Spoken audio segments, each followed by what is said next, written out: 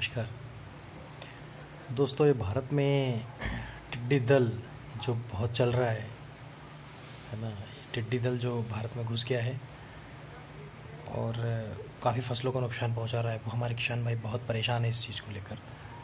ये जो टिड्डी दल आया है, ये कीट आया है, ये बहुत ही बेकार है, क्योंकि ये जो चलता है अकेला नहीं चलता, ये चलता है पूरे समूह में। और इसके समूह में होते हैं करीब 5 से 10 हज़ार या करोड़ों की तादाद में इनकी संख्याएं होती है। और ये जो चलता है, इससे सबसे बड़ा ज़्यादा जो नुकसान हमको देखने को मिलता है, अभी यदि हम बात करें कि हमारे मध्य प्रदेश में भी आ गया है। मध्य प्रदेश के साथ साथ भारत के जितने भी पाकिस्तानी छठी राज्य हैं, जैसे बात करूँ मैं आपका पाकिस्तान से लगा हुआ राजस्थान है, गुजरात है ना, पंजाब के कुछ एरिया हो गए। पिछले साल भी इसमें आया था और अभी भी इसमें आ गया है ना। बागमेट, जैसलमेर, नागौर में भी आने वाला है।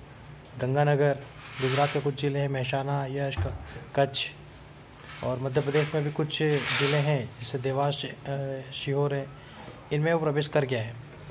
और जो नुकसान पहुंचा रहा है वो काफ़ी गति में नुकसान पहुंचा रहा है। वो जो नुकसान है वो इतना भयानक है कि जब लगभग 1 करोड़ की जनसंख्या में वो जब एक साथ चलते हैं तो पूरा हवा के फ्लो के हिसाब से चलते हैं। और वो इतना नुकसान पहुंचा रहे पूरी फसल को, क्योंकि टिड्डा जो होता है वो सिर्फ क्या करता है, फसल को खाता है। एक तरह से कीट है वो। तो उसके लिए लोग पूरे परेशान हो रहे हैं। फसलों को बहुत नुकसान हो रहा है। भारी तादाद में करीबन 2 से 4 लाख हेक्टेयर ज़मीन को नुकसान पहुँचने की संभावना है।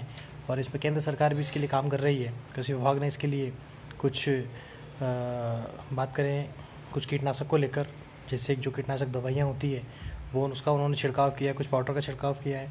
किसान भाई लोग अपने कुछ उसके लिए जो है जैसे ढोल बजा रहे हैं, नगाड़े बजा रहे हैं, फटाके फोड़ रहे हैं, जिससे कि उसकी आवाज़ से वो लोग उसका जो समूह है वो एंट्री ना करें।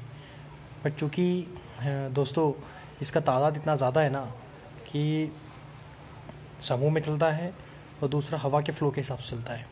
इसकी पैदावार की जनसंख्या यदि देखी जाए तो करीब एक टिड्डी जो होती है, एक मादा टिड्डी करीबन 100 से 150 अंडे एक बार में देती है। और 10 से 11 दिन के अंतराल में ये अपनी जनसंख्या वापस से बढ़ाने का काम करती है।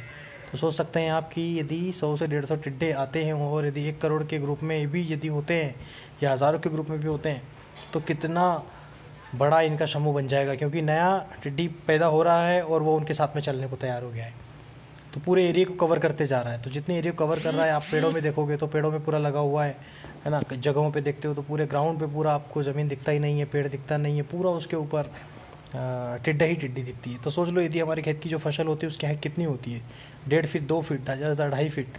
ये फसल तो कहीं से कहीं तक दिखेगी नहीं। पूरी फसल की जो तना होता है वो भी कोई इतना ज़्यादा मजबूत नहीं होता है।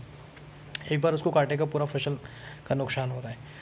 उसकी रोकथाम के लिए बहुत सारे काम करे जा रहे हैं, बट वो टिड्डा कहीं जा नहीं पा रहा है, वो आ ही रहा है। पिछले साल भी आया था, पिछले साल भी नुकसान पहुंचाया था, इस बार फिर नुकसान पहुंचा रहा है। तो अक्सर देखा जाता है कि ये जो है कुछ मौसमी चीज़ों पे आता है, जैसे गर्मी और बारिश का जो टाइम होता है, एक नमी की वजह से वो एंट्री करता है और नमी की वजह से ही वो आगे बढ़ता है।